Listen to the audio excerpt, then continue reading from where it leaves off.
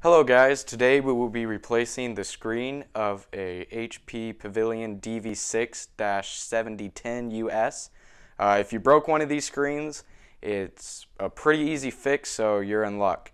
So what we're going to do first is we are going to close laptop, unplug any power sources, and remove the battery. And then here we can see our model number. If you look, it's after the serial code, you'll see product and then model. It should read DV6-7010us. I imagine this fix will be very similar for similar models, but this is the specific laptop we will be replacing today. Alright, so you only need a couple of things. I have an electronic screwdriver set. We will need a size 1 Phillips screwdriver, and you might need a small flathead screwdriver. So the very first thing we have to do is access a couple of screws that are under this sticker over here.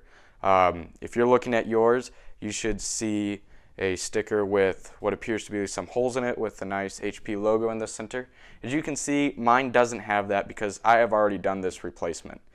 So that sticker is very hard to remove and to put back on and have it look original. But there's a couple of things you can do. One, you can just be extremely careful when you peel that sticker off, keeping in mind that you're going to want to put it back on, and then use some kind of clear glue. You could use like a super glue, but then keep in mind that that's just going to make it more difficult if you have to do a similar repair in the future. You could also hunt and cut out a section just to access the screws directly. There's going to be one here, one here, one here, and one over here. And lastly, you can just do what I did and just ripped the thing off and found a replacement to put over it. In this case, this is just some electrical tape that I cut out slots for the speakers and cut to fit the curves on the side. It really doesn't look that bad for what it is. For the difficulty you can have on putting that original sticker back on, and it still gives it a pretty clean look, though you do lose your HP logo. So keep that in mind when you take this off. So what we're going to do is take, if you can try just using your fingers, or you can use a flathead screwdriver, and just go ahead and start peeling away at the edge of this sticker until you peel it all the way off. And here is where we are going to reveal the first screws we have to remove. So like I said before, there's one right here.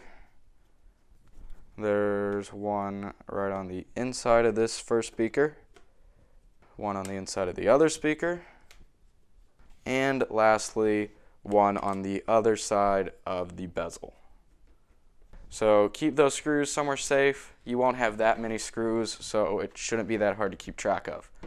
Now, the next step is simply just to gently start prying at the bezel around the screen. If your screen's already broken, obviously you don't have to worry that much about it, but just carefully pull up. There should be connections that snap all the way around. I typically start from the edges, kind of work my way around, because the bottom is a little tricky. Got to peel it up, make sure the screen is all the way back, and then you got to kind of get your fingers in there and pull up, and then you can put this part off to the side for a little bit. So now we've reached the screen, and this is still really simple. Just get your screwdriver back out, and there are 4 screws, one there, there, and there in each corner. So we are going to unscrew the first one. They are pretty much the same screws, but I would go ahead and set these screws in a separate location, and just remember these ones are for the screen itself. 2, and then these ones can be hard. There are a set of 3 screws at each of the hinges. The screws we want are the ones all the way to the inside. So on the left side there are 3 screws. We want the rightmost screw. On the right side we want the leftmost screw. Those are the ones actually holding the screen to the back of the laptop. Now what we want to do is just gently pull the screen off the back of the laptop and lay it down on your keyboard. So this cable here is what's going to connect the computer to the screen and also your webcam and microphones up here. So there's a couple of points where this could be attached. There's this section where it bends is usually attached to the back of the screen, and there's a spot right here at the bottom. So just carefully, without breaking the cable, pull up on those to detach them from the screen. And then, this is what we really need to get at, there is the cable connection down here at the bottom of the screen with a bit of adhesive tape going across it. Go ahead and pull up on that tape, which should open up one of the levers here, and then you can just pull back on the whole assembly to remove the connector from the screen. So we have now successfully removed the old screen. We can set that off to the side, take that out, and then you can grab your new screen, and we're basically going to do the same process but in reverse. So go ahead and lay this guy down, just like the other one was. We're going to take this cable connector and slide it gently right back into place. Then go ahead and put the tape down, connect that part of the cable, and set this back up. Make sure the screw holes line up like how they were before, and set that right back in there.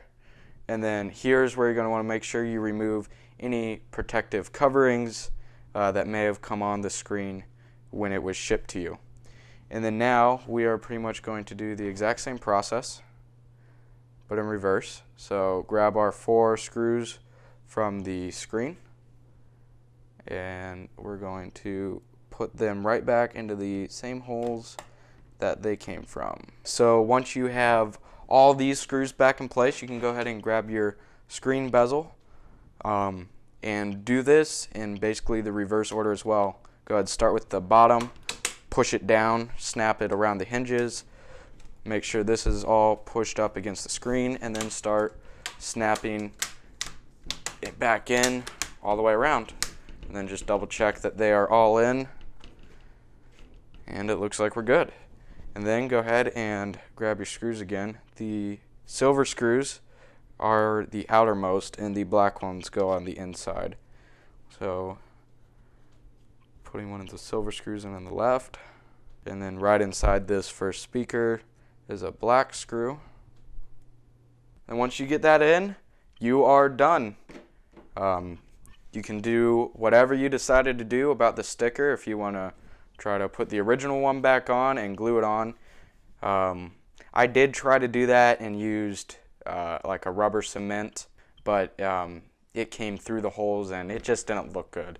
So I tore that back off and put on the electrical tape that I had. Alright, and once you get that all connected, you get your sticker back on. Go ahead and close that up.